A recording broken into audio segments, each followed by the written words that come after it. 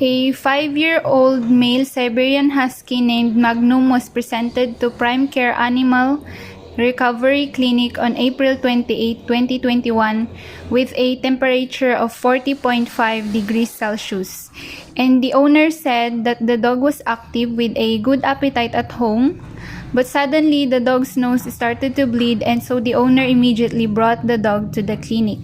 So upon presentation, blood can be clearly seen coming from its nose. I did not have time to take picture.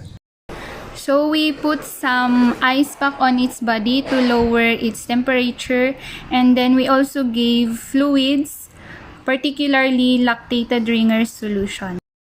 And so we draw a blood, and then the blood sample was tested. So the results were decreased in WBC or leukopenia.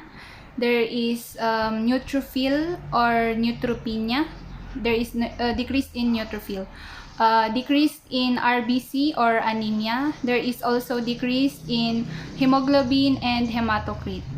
There is also thrombocytopenia or decrease in platelet counts. And there is lymphocytosis or increase in lymphocytes. This e-Canis test kit shows a positive result.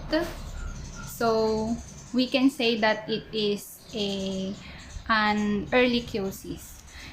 And the differential diagnosis could be Babesia, Lyme disease, Rocky Mountain spotted fever, and pancytopenia.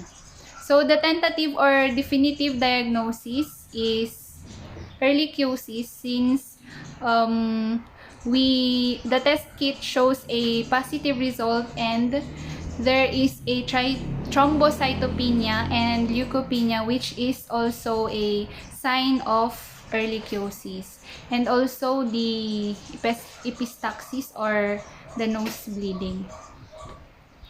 So the treatment of the patient was we gave a fluids, particularly lactated ringer solution, and the treatment plan or the drugs that are to be used during the treatment or therapy will be doxycycline, which is 1.5 tablet to be given orally twice a day. Prednisone 3 tablets given orally twice a day. The Hemacare 5 ml was given orally once a day. And then Roborante 2 ml administered intravenously twice a day. The Ornipural 1.5 ml administered intravenously also twice a day. And then Dofalite 5 ml administered intravenously twice a day.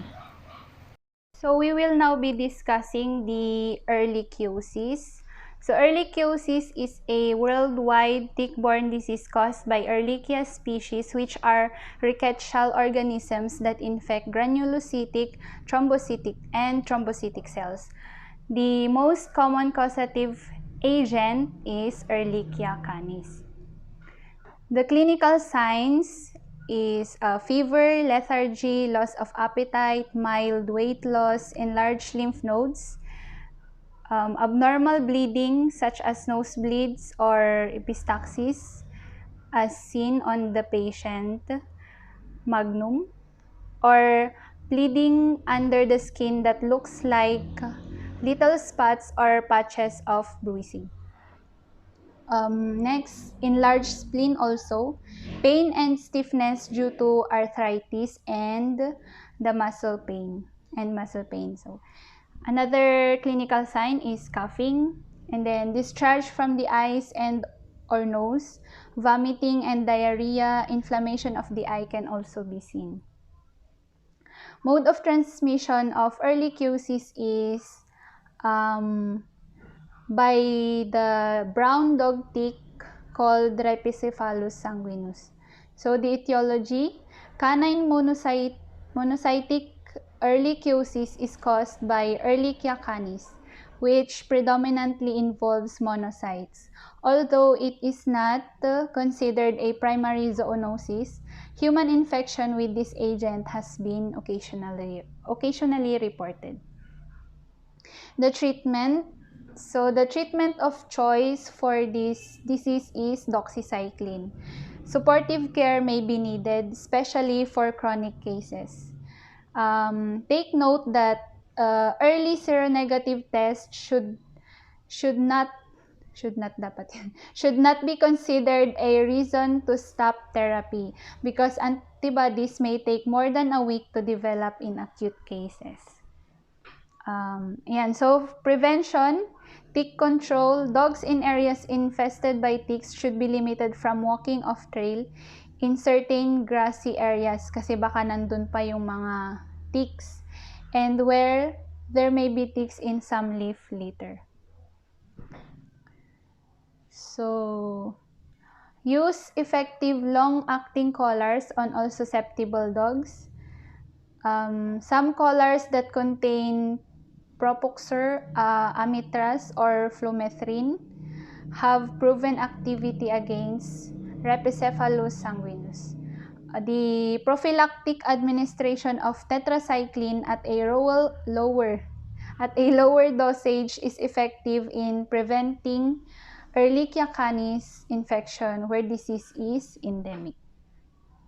Then the treatment plan. So, doxycycline, the active ingredients are doxyceptin, Omicure, Pulmodox, Ronaxan, Vibramycin, and Vibravinus. The formulations are 20 mg and 100 mg tablets. So the use of this drug is a antibacterial or anti-rickettsial, which is suitable for this disease, antimycoplasmal, and anti-chlamydial. So the contraindications, it should not be administered to pregnant animals and should not be administered if evidence of esophagitis or dysphagia is observed. Next would be the ornipural. The ornipural solution has an active ingredient is the sorbitol, arginine, ornithine, and L-cetrulline and betaine. So indications, hepatorenal insufficiencies of all origins, allergic and medicamentous insufficiencies, alimentary overloads, parasitosis, steatosis, intoxications, and hepatic fatty degeneration. And so, basahin na lang natin yan. And so, the resolution or conclusion and recommendations. The dog was still confined at the clinic and under medication. Based on my research, ELISA, enzyme-linked immunosorbent assay, or IFA, or indirect fluorescent antibody test, could have been done to determine the severity of Ehrlichia that is infecting the dog. So, yung mga test na to is i-test pa sa labas, sa ibang laboratory. So, parang hindi na siya practical. Although, na-test naman na siya via CBC and the test kit. So, confirm naman na siya na Ehrlichiosis. So, we will still continue the medication for his recovery. So, next. So, ayan po ang aking mga references. You can check it out para po sa mga info na hindi ko nailagay for additional information. So, yun lang po. Good day everyone. Please like and subscribe to my channel. Charot! Bye-bye!